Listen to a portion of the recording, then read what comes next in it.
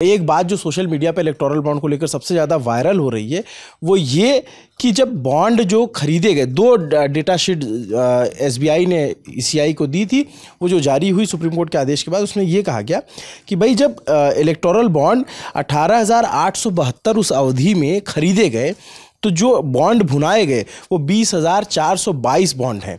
तो इन दोनों में अंतर क्यों है? 1,550 बॉन्ड जो भुनाए गए वो कहाँ से आए? क्या एसबीआई ने कुछ नाम हटा दिए? क्या कुछ बड़े लोगों के नाम हटाए गए हैं? क्या कुछ बड़ी कंपनियों का नाम हटाया गया? इस तरीके के सवाल सोशल मीडिया पर पूछे जा रहे हैं।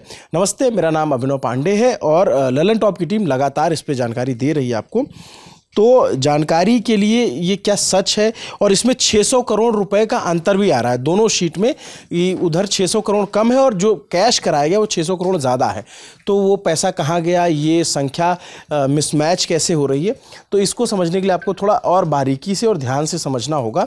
तो हम मेरे साथ दर्पण जी हैं। दर्पण जी, पहले तो आप जो है एक सेकेंड, क्या जी जी, आप क्या चाहते हैं? खुला हुआ है, आप कंटिन्यू कीजिए। नहीं, आपको क्या दिखाना क्या है? तो हम शुरू से शुरू करेंगे कि डेटा आया कैसे, उसको कैसे कन्वर्ट आप एक आम आदमी कर सकता है और उससे क्या क्या निष्कर्ष वो निकाल सकता है।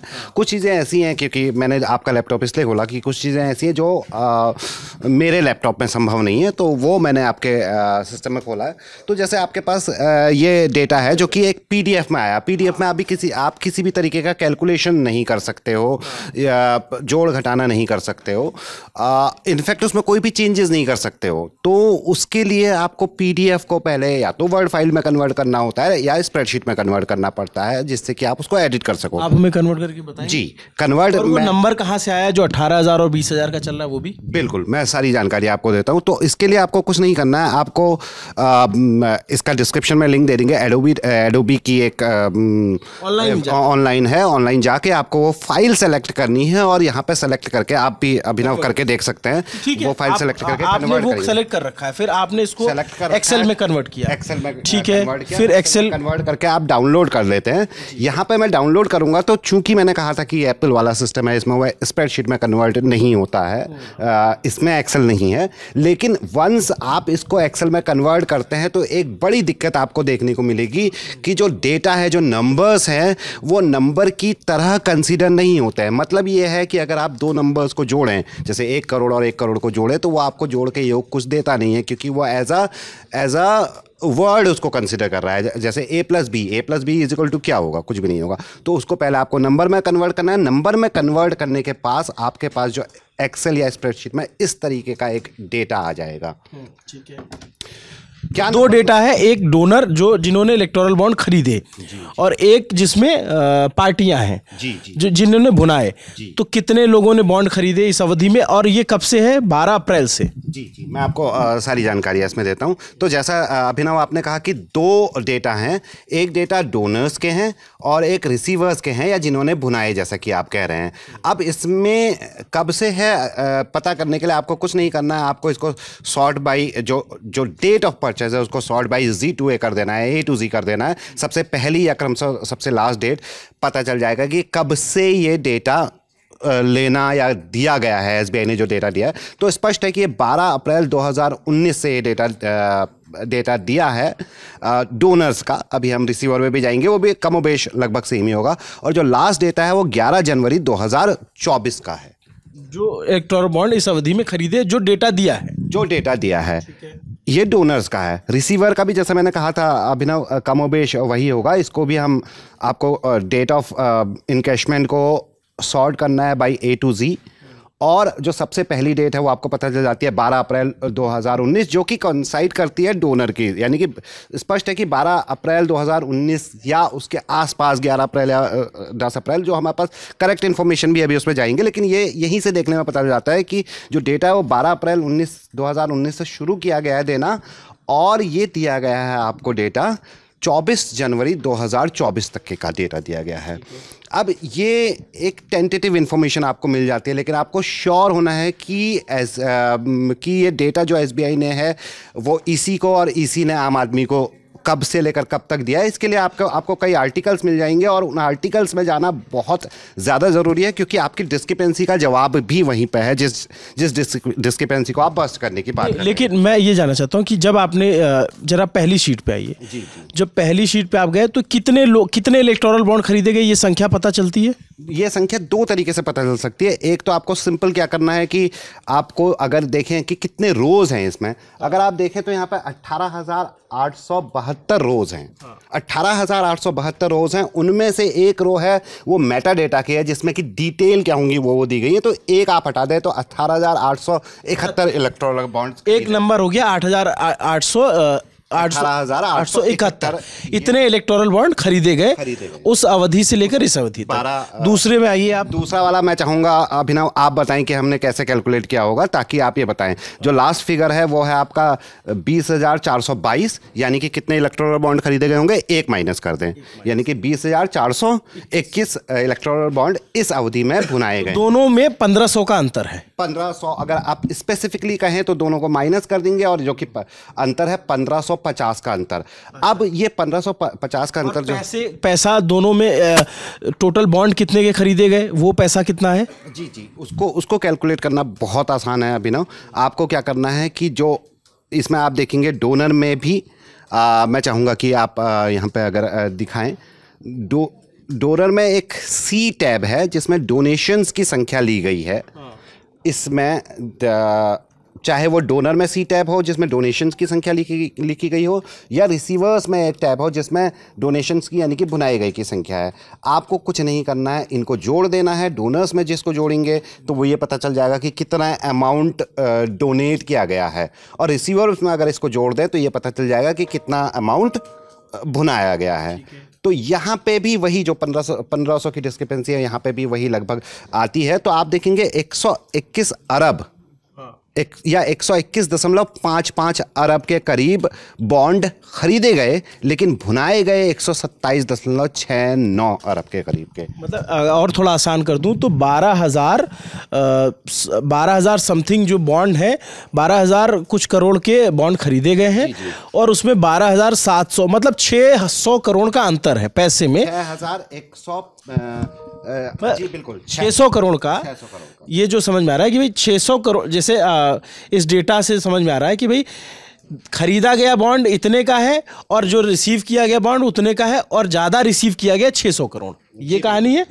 लेकिन अब जो कहानी ये चल रही है उसकी पीछे की वजह हम आपको बता दें तो वजह ये है, मैंने ये प्रोसेस आपको दर्पण जी से इसलिए समझवाया ताकि आपको आसानी से क्लियर हो जाए कि जो ये नंबर आया है ये कहाँ से आ रहा है। अभी ना उससे पहले तो मैं एक चीज़ और छोटी सी जोड़ना चाहूँगा कि इसको रिपीट करके डिस्क्रिपेंसी क्यों है और क्यों कंसीडर की गई है डिस्क्रिपेंसी। देखिए, टोटल बॉन्ड खरीदे गए 121 अरब के, टोटल बॉन्ड भुनाए गए 127 अरब के। 12,000 करोड़ 1,500 करोड़ के बॉन्ड है। जी बिल्कुल, यानी कि अगर कुल देखा जाए तो 613 या 600 करोड़ के करीब जो बॉन्ड है वो ज़्यादा भुनाए गए।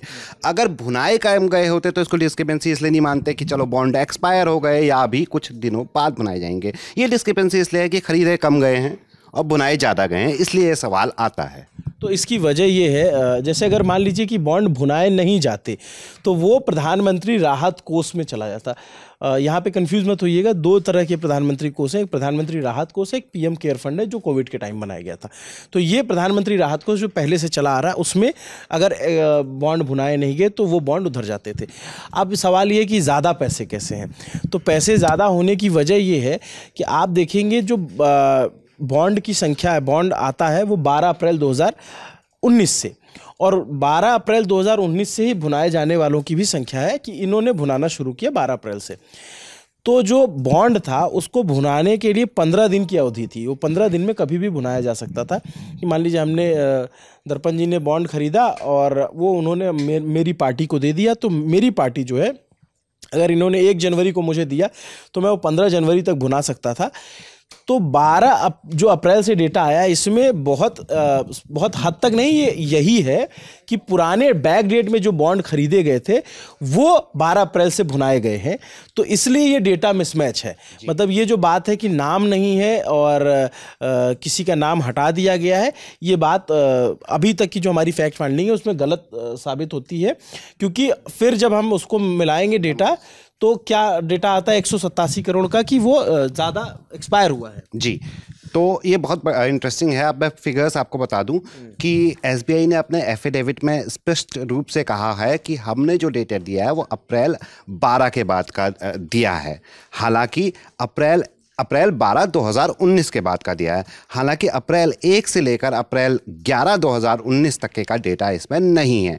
अब देखिए कैसे मैच करता है कि अप्रैल 1 से, मैं आपको अभी वो सारे फिगर्स भी दिखाऊंगा और कैलकुलेशन भी, अप्रैल 1 से लेकर अप्रैल 11 2019 तक 3,346 इलेक्टोरल बॉन्ड जो हैं वो खरीदे गए, लेकिन भुनाए केवल 1,609 बॉन्ड गए थे।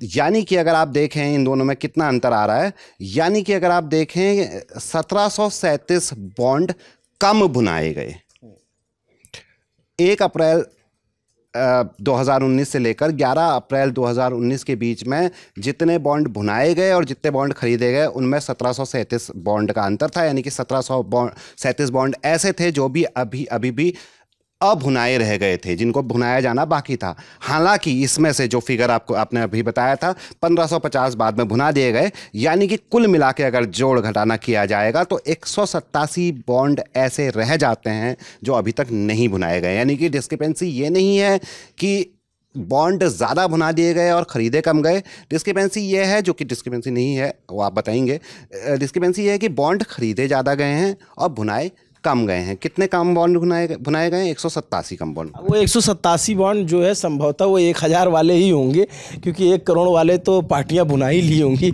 इसमें तो संदेह होना नहीं चाहिए किसी को कि ये जो कई सारे आपको नाम दिखेंगे उसमें 1000 के भी खरीदे गए बॉन्ड हैं। वो भी हम स्टोरी कर रहे हैं कि कौन लोग हैं, वो विभूतियाँ कौन हैं जो 1000 का बॉन्ड खरीद रही थी। तो ये भी वो टैक्स बचाने के लिए भी कुछ लोग खरीदते हैं। कई लोग दिल से किसी पार्टी को चाहते हैं तो वो भी बॉन्ड देते हैं। मतलब मैं ये नहीं कह रहा हूँ जो 1 करोड़ दे रहे हैं। सोशल मीडिया पे बहुत मीम बनाए जा रहे हैं कि ये 1000 वाले लोग कौन है। खैर सवाल ये नहीं, सवाल ये है कि जो बॉन्ड जो डाटा दिया गया वो 12 अप्रैल के बाद का है। बॉन्ड जो है 2018 से ही मिलना शुरू हो गए थे, तो इससे पहले का डेटा सुप्रीम कोर्ट में क्यों नहीं दिया गया, ये सवाल है। और ये अप्रैल 2019 से डेटा दिया गया, फरवरी, मार्च, जनवरी और उससे पहले का डेटा क्यों नहीं है। और ये उस वक्त का डेटा है जब चुनाव होने वाले थे और उस समय फंडिंग ज़्यादा होती है।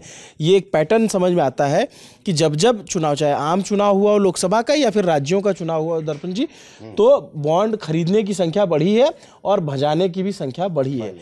तो और एक और इंटरेस्टिंग जो डाटा अभी हमारे पास आया है, मैं उसको भी इसी में बता देना चाहता हूँ।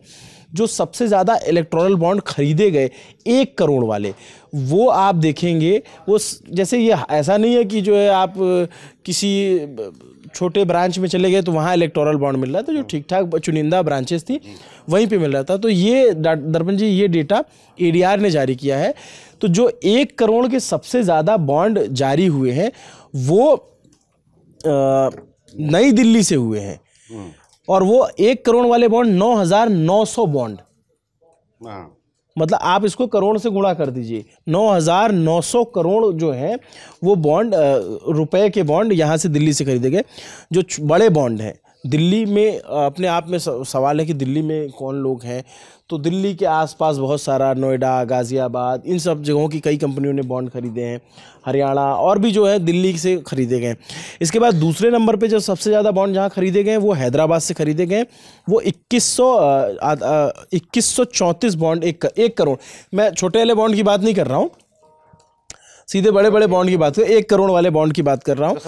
हाईएस्ट, हाँ, मतलब बॉन्ड जो है 1000 से 1 करोड़ तक का खरीदा जा सकता था। ज़्यादातर बॉन्ड 1 करोड़ के हैं, भाई पार्टियों को दिया जा रहा है। तो ये 2134 बॉन्ड हैदराबाद से खरीदे गए हैं 1 करोड़ के। 9,900 बॉन्ड दिल्ली से खरीदे गए हैं। कोलकाता से जो है 1562 बॉन्ड खरीदे गए हैं। उसके बाद भुवनेश्वर से 925 बॉन्ड खरीदे गए हैं, चेन्नई से 673 1 करोड़ वाले, मुंबई से 261। ये अपने आप में बड़ा आश्चर्यजनक है कि पटना से जो है 90 बॉन्ड खरीदे गए 1 करोड़ के, गैंगटोक से 40 खरीदे गए हैं, लखनऊ से 13। लखनऊ में बॉन्ड कम खरीदे जा रहे हैं, मुंबई में बॉन्ड कम खरीदे जा रहे हैं। मुंबई को कैपिटल कहा जाता है, जो आर्थिक राजधानी, वहाँ पे कम है। दिल्ली में सबसे ज़्यादा बॉन्ड खरीदे जा रहे हैं। सबसे कम बॉन्ड जो करीदे गए 1 करोड़ का, वो बेंगलोर में खरीदा गया है। बेंगलोर में 1 करोड़ का बॉन्ड, सिर्फ 1 बॉन्ड खरीदा गया 1 करोड़ का, बाकी 10 लाख वाले 5 खरीदे गए हैं। तो दिल्ली सबसे टॉप पे है, दिल्ली में सबसे ज़्यादा 1 करोड़ के बॉन्ड खरीदे गए हैं। कौन लोग हैं ये नाम हम आपको बता चुके हैं, ज़्यादातर बड़े नाम सामने आ चुके हैं उसमें। जी मैं जोड़ना चाहूँगा अभिनव, मैं देख रहा था कि आप कल रात से ही डेटा चयन कर रहे हैं, सारी पॉलिटिक्स को, सारा इसका जो अतीत है उसको हटा भी दिया जाए तो डेटा से ही इतनी इंटरेस्टिंग चीज़ें निकल के आ रही हैं। कल से आपकी टीम भी लगी हुई है, जैसे अभी हम चयन करेंगे और भी चीज़ें निकल आएंगी। अगर प्योर डेटा पे बात की जाए तो बीजेपी को जो संख्या, जो नंबर ऑफ बॉन्ड मिले हैं वो केवल 42-43% के करीब केवल नहीं है, वो सबसे ज़्यादा है। जी, वो सबसे ज़्यादा है, लेकिन वो केवल किस सेंस में, अगले फिगर के हिसाब से 43% के हिसाब से, यानी कि अगर 100 बॉन्ड हुए हैं उसमें 100 बॉन्ड इशू हुए हैं, उसमें से 43 बॉन्ड जो है बीजेपी ने इशू कराए हैं। लेकिन वहीं अमाउंट जो बीजेपी का है, अगर 100 रुपये इशू हुए हैं तो 47 रुपये या 47.5 रुपये बीजेपी को मिला है। यानी कि बीजेपी का शायद टिकट, हर बॉन्ड का ticket size one of the highest है, इफ नॉट हाईएस्ट है। तो ऐसे कई डेटा निकल के आ रहे हैं। आपके कहने का मतलब ये कि 42.28% बॉन्ड जो है वो बीजेपी को मिले हैं। लेकिन जब बीजेपी उस बॉन्ड को कैश कराती है और वो जब रुपए में तब्दील होते हैं तो वो 47.46% हो जाता है। यानी जो बीजेपी को बॉन्ड मिले हैं वो मजबूत है भी और अच्छे खासी संख्या में, और उसमें ये संभवतः 1 करोड़ वाले बॉन्ड की संख्या इनके में ज़्यादा है। एक ऐसे फैक्टर, एक बात और इसमें है जो माफ़ कीजिएगा, एक बात ये है कि कोलकाता से 1562 बॉन्ड जारी हुए हैं 1 करोड़ वाले, और आप देखेंगे तो बीजेपी के बाद सबसे ज़्यादा फंडिंग किसी को हुई तो टीएमसी को हुई है। बीजेपी पे और पार्टियां आरोप लगा रही हैं कि भाई इन्होंने अपने मसल पावर का इस्तेमाल किया, ये और इस तरीके के आरोप विपक्षी दल लगा रहे हैं।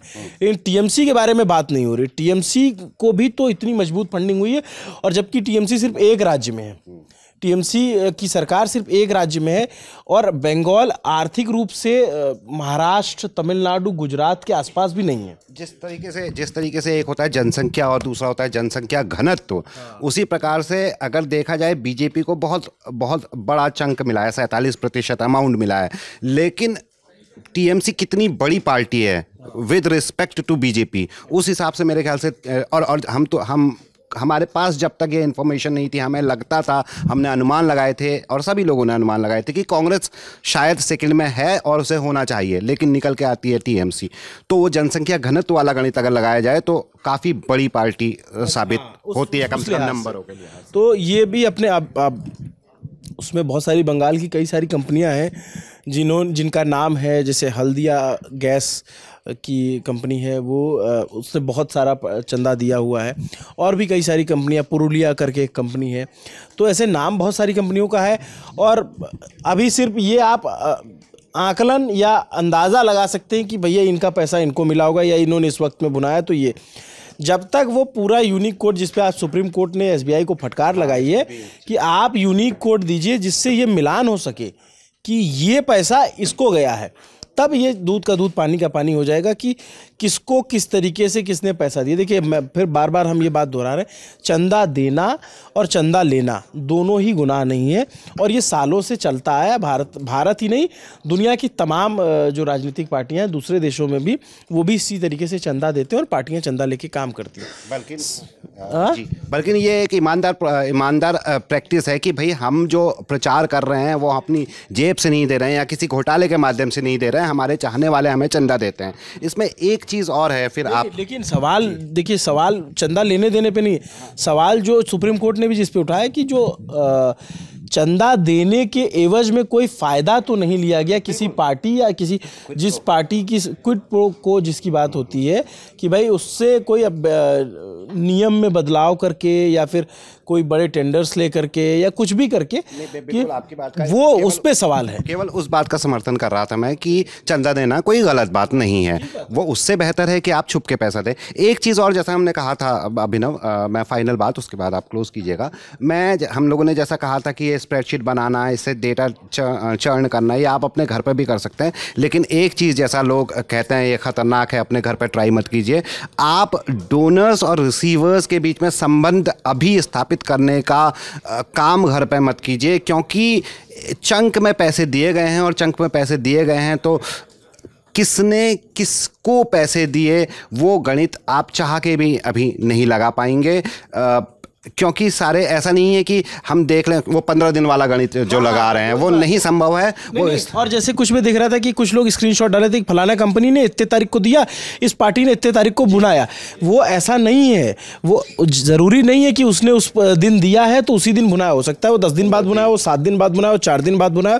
तो इसलिए ये हवा में तीर मारने जैसा है। जो चीज़ें हैं सामने वो बिल्कुल स्पष्ट है कि बीजेपी को सबसे ज़्यादा चंदा मिला है, ये प्रकट तौर पे सामने रखी हुई बात है।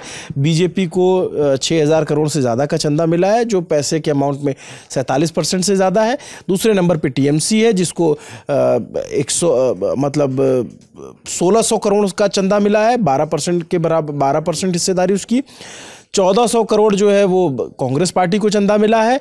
और हाँ नहीं, इसमें जो एडीआर की जो रिपोर्ट है उसमें ये नहीं प्रतिशत बता रहा हूँ, प्रतिशत, हाँ 11.14। और उसके बाद बीआरएस को भी बहुत मोटा चंदा मिला है। ये तेलंगाना सेंट्रिक पार्टी है एक राज्य में, और आप देखेंगे तो जो बॉन्ड जारी हुए हैं हैदराबाद से बहुत बड़ी संख्या में बॉन्ड जारी हुए हैं। उसके बाद बीजू जनता दल को मिला है, भुवनेश्वर से भी बॉन्ड की संख्या अच्छी खासी है। डीएमके को अच्छा खासा 600 करोड़ का चंदा मिला हुआ है, बीजू जनता दल को 700 करोड़ का, वाईएसआर कांग्रेस को 300 करोड़ का, तेलुगु देशम को 200 करोड़, शिवसेना को जो है 158 करोड़। इसके बाद आरजेडी का नंबर आता है 73 करोड़ है, नहीं 73 करोड़ है। फिर आम आदमी पार्टी है, फिर जनता दल, सेकुलर है, ऐसे फिर तमाम पार्टियां हैं, 73 करोड़ है। फिर मतलब लेकिन जो बड़ी बड़ी पार्टियां उनके नाम हम आपको बताया। बाकी जो ये डाटा चर्निंग और इसकी बात थी, ये बहुत ज़्यादा सोशल मीडिया पे चल रहा था, तो हमें लगा इस पर भी बात करनी चाहिए कि आदमी अपने कई बार होता है डेटा तो होली काऊ है ना, उसको आप जो है अपने हिसाब से इस्तेमाल करते हैं कि कई आप किस तरीके से उस डेटा को प्रेजेंट करते हैं, किस तरीके से उसको खेल सकते हैं। तो ये सारी जानकारी थी हमारे पास। मेरा नाम अभिनव पांडे, जैसा मैंने शुरू में बताया, हमारी टीम लगातार इस पे काम कर रही है। दर्पण जी हमारे पार्टी के मजबूत कार्यकर्ता हैं, बड़े कार्यकर्ता हैं, सीनियर कार्यकर्ता हैं, अपने आप को कार्यकर्ता कहलाना पसंद करते हैं, लीडर हैं। मैंने कोई कैश भी नहीं करवाया, ये बता दूं। तो आपको ये पूरी जानकारी कैसी लगी कमेंट करके ज़रूर बताइए। देखते रहिए दी ललन टॉप। शुक्रिया।